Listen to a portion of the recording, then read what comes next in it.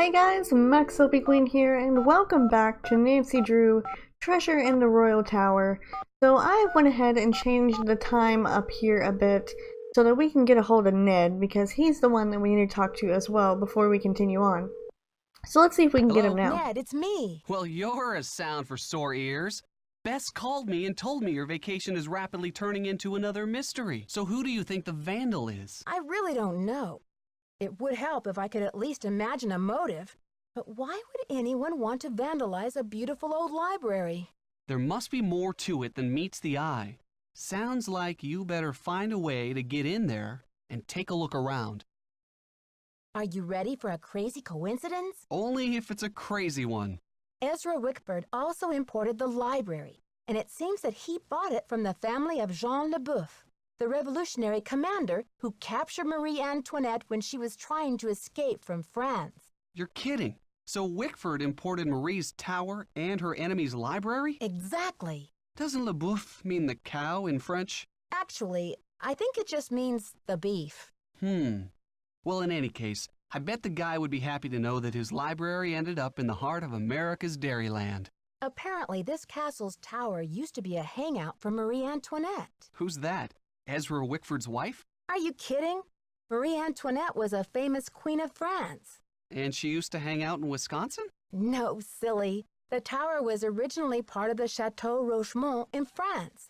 Ezra Wickford fell in love with the tower and imported it to Wisconsin. And Marie didn't want to come along. Well, that would have been pretty tough for her, considering...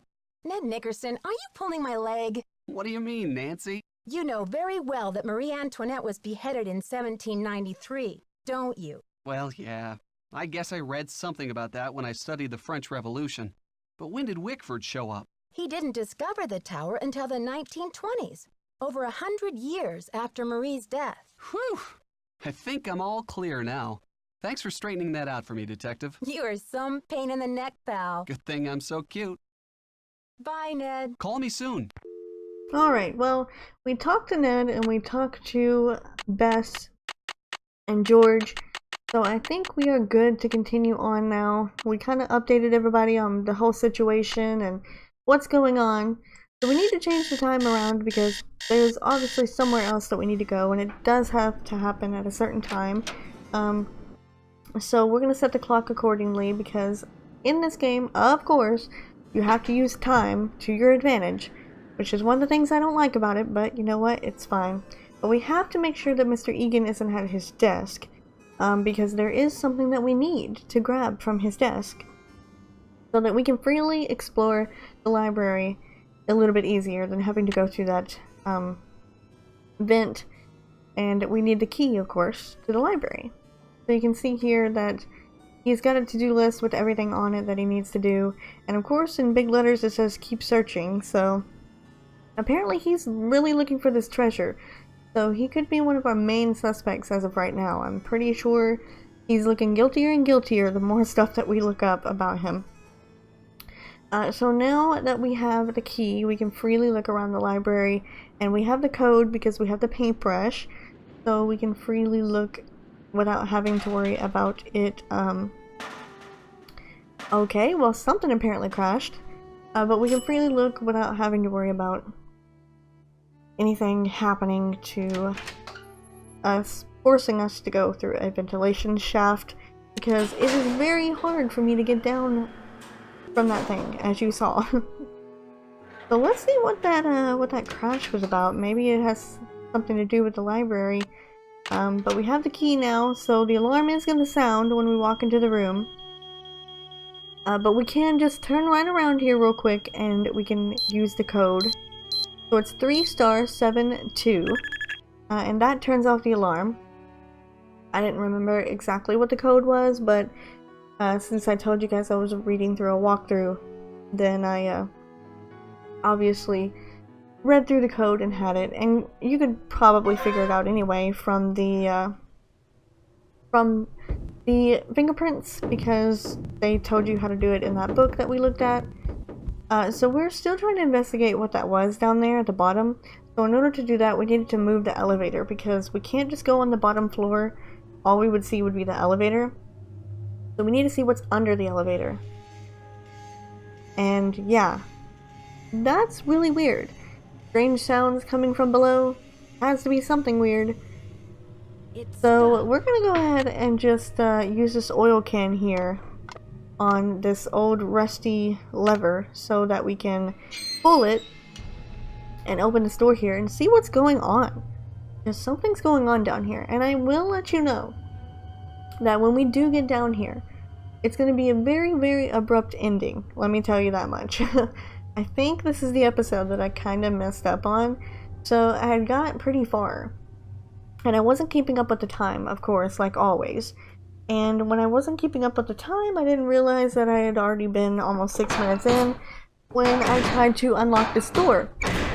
Basically, all you have to do for this door is just each one will open and stay open if it's the right one, and it's a sequence. So it's not really hard. You just have to try each one until they all end up staying open, and then memorize which one to do first, second, third, fourth, and so on and so forth. So it's not that hard. But we're already like almost 7 minutes in. We're 6 minutes in right now, and there's going to be a lot of talking dialogue coming up here. So definitely will be something that I didn't realize, but you'll see, you'll find out, because we are going to go towards this sawing and see what the heck is going on down here, because somebody is trying to get down here and do something. And look who it is. Nancy, what are you doing here? Don't you think I should be asking you that question? I can explain, Nancy, but please, don't tell anyone that you found me here. If I get sent back to France, my fiancé will give up on me, and I will have let down my family again. How can you expect me to keep quiet while you go around destroying the castle? If you're willing to saw through this gate, then you must be the one who wrecked the library too. Nancy, I had nothing to do with what happened in the library. I swear the tower holds a valuable French historical document. If I can find it and return it to France, perhaps I can make up for my failure at the Olympics. What kind of document? The tower first belonged to the Chateau Rochemont in France. When Ezra Wickford bought the tower, my great-grandfather was the master carpenter in charge of dismantling it and preparing it for shipment. One day, when he was working alone, he found a secret compartment in one of the walls.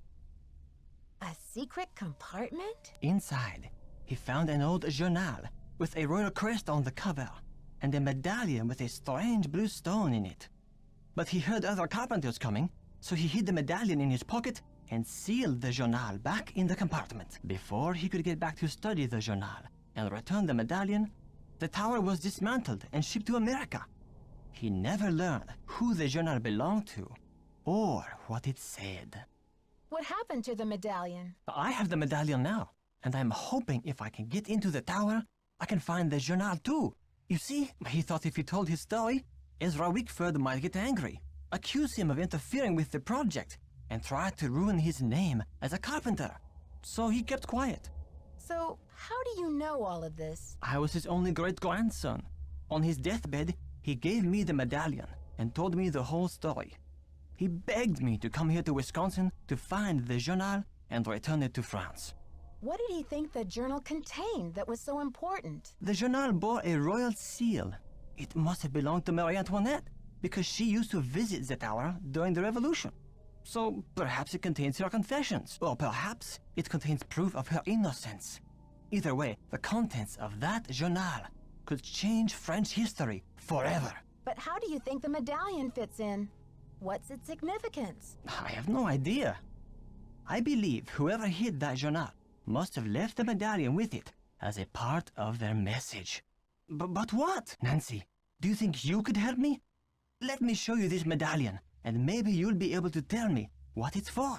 I don't know, Jacques. You seem pretty desperate. Why should I believe that you're not the library vandal? Oh, Nancy, you must believe me. I would never try to destroy that beautiful library. After all, most of those books are French. Now will you help me? I think this medallion will interest you, and maybe you'll have some idea what it's for. It's in my locker. Will you go get it while I take care of something? The combination is 2665. I'll meet you in the locker room in a minute.